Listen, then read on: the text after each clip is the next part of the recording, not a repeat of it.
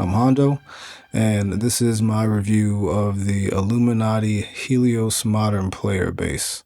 And usually I would jump right into the Soundclips, but the electronics in this are pretty special, so I want to kind of just explain the preamp first so you have a point of reference for what's going on when I label things on the side. The preamp is a Lusithand preamp, and it is a low-pass filter-based preamp, so it's like wall basses, and I think Alembics from back in the day had this similar kind of setup. And essentially it's a low pass filter on each pickup, and they each operate completely independently. So you can, turn the low pass filter to one frequency on the neck and a different one on the bridge. And there's also a push-pull feature, so you can pull up on the knob and then you can get an emphasis on whatever the cutoff frequency is for the low-pass filter. So that could really boost up whatever kind of like mid-range frequencies are at that point. And everything is independent, so you could have one boosted and one open and one closed, and there's a lot of different combinations, so you're going to hear the same riff a whole bunch of times. I'm kind of sorry for that, but I feel like that's the best way for you to really hear what's happening, is to just hear me play the same thing over and over again with different settings. So I'm going to go through as many different settings as I feel kind of makes sense and is audible through YouTube. And then after all that's done, come on back and I'll run through the rest of the specs and give you my impressions.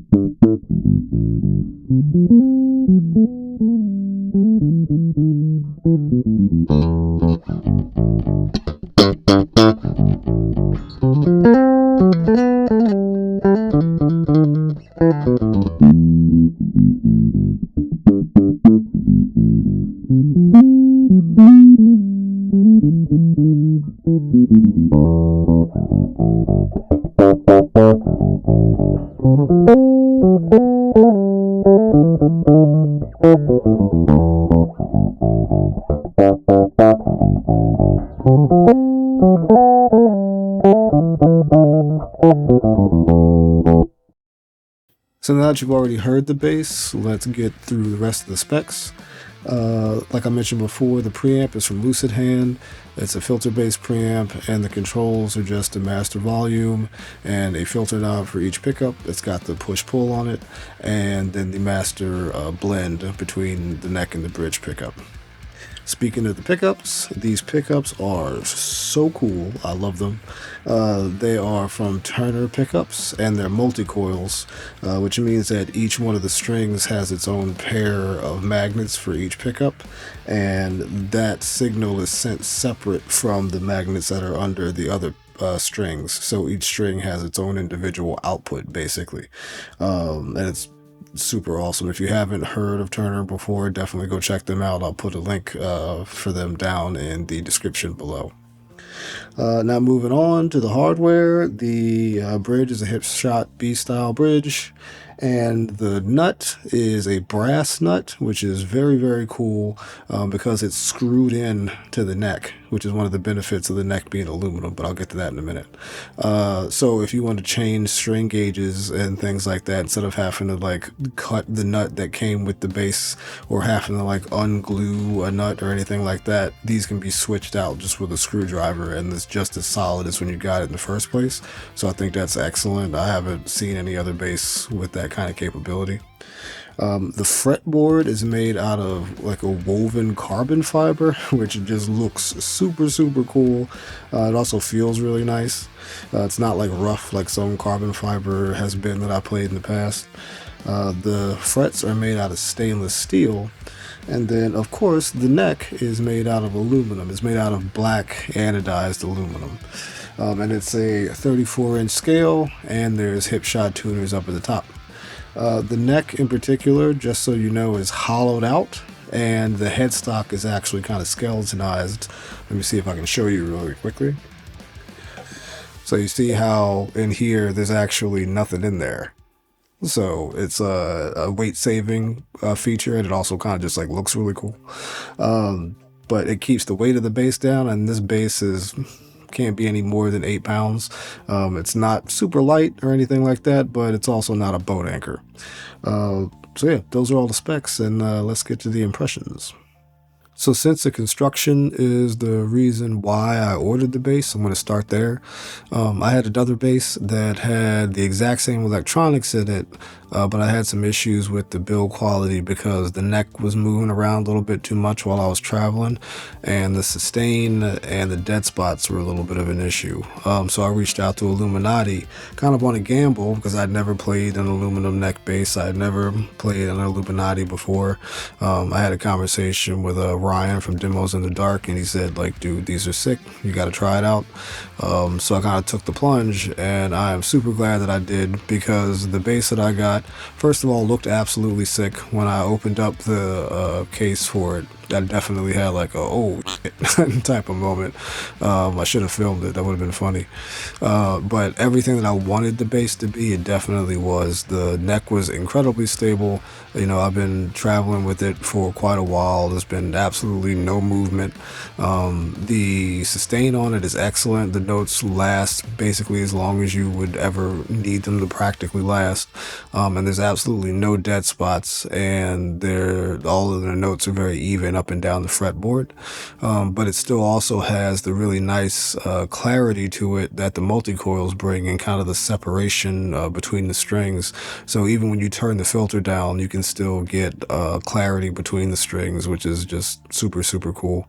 But yeah, this bass is basically everything that I kind of wanted it to be, so I couldn't be happier. There's only a couple of things that I would say just to kind of be mindful of if you're going to grab one in regards to the construction, and that is when you're sitting down, it could be a little bit weird just because it's a Thunderbird style body. They're all weird when you sit down, in my opinion anyway. Or maybe just I'm short and I don't have enough arm. I don't know. But also the strap pin, another Thunderbird type thing, where the strap pin is, I recommend getting some strap locks just to make sure that the strap doesn't pop off by accident. And the last thing, when you're playing up really high on the fretboard, the neck is a little blocky up there, so if you're not paying attention, sometimes you might bump into it and it might slow you down. But the fret access, even for this type of body style, is still really good. I can get all the way up to just about the last fret with very little issues, because they were super smart and kind of did a little bevel right there, so your pinky has space to get up to the last fret. So overall, the build quality of this is excellent. It's exactly what I wanted. The pricing on this for the construction seems completely appropriate. It actually seems like a little under what I would assume it would have cost. Like if you had handed it to me and I didn't know what the price of the base was, I would have assumed that this was like $6,000 or $7,000 at least, just because it feels so good to play. It just feels super stable and it's gorgeous. So yeah, this thing is just absolutely phenomenal. And as far as the construction is concerned, definitely couldn't be any happier. So tone wise, as you heard earlier, this is a pretty versatile setup. There's definitely a lot of different combinations you can get since everything is continuous. Nothing's like on and off. So having combinations of pickup blends, and then with the filters boosted or not, or like partially open or partially closed, there's just so much you could do with this. I hope that the Soundclips helped earlier, because there's just so many options. I was kind of like, I didn't know what to pick, so I kind of just went with a bunch of different extremes. But for the folks that want some kind of like a tonal reference, this is in kind of like a Stingray, like a double humbucker Stingray-ish range, but in my opinion there's a little bit more aggressiveness in the upper mids, and there's more clarity and definition between the strings. So that's kind of like what sets this apart. And again, with like the sustain of the neck, and you know, the fact that everything is like so even across the board, it definitely has its own kind of sound to it, and it's something that I really like, because I was going for something a little bit more modern, so it kind of makes sense for me. However, if you are going for something that's a little bit more classic, but you still kind of want the benefits of the way that Aluminati does their construction, there's another model that they build that's called the Classic Player model, and that one has all the same style of construction, but then a different set of electronics. And I would really like to compare those two things, so if you would like to see me do that on the channel, go flood Aluminati's Instagram page with comments and bug them to send me one to review.